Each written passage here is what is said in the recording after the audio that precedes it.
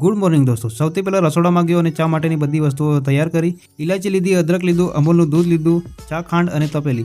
Gas ચાલુ કર્યો અને તપેલી ચડાવી, પછી દૂધ નાખ્યું, ચા નાખી, પછી ખાંડ, ઇલાયચી અને અદરક અને થોડીવાર પછી મસ્ત બરાબર ચા બનીને તૈયાર થઈ ગઈ। પછી ચા અને બિસ્કિટ સાથે મેં મારો નાસ્તો કર્યો।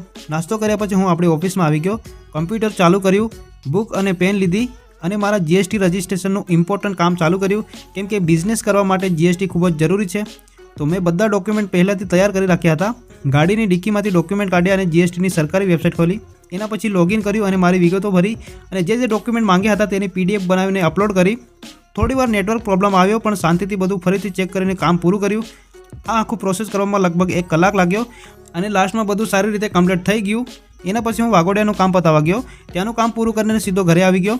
ઘરે આવીને મેં ફરીથી મીશોની ઓફિશિયલ વેબસાઇટ ખોલી અને બાકી રહેલું કામ પણ પૂરું કરી દીધું અને સાથે સાથે વ્લોગ પણ। મળે આગળના વ્લોગમાં નવા કામ અને નવી અપડેટ સાથે।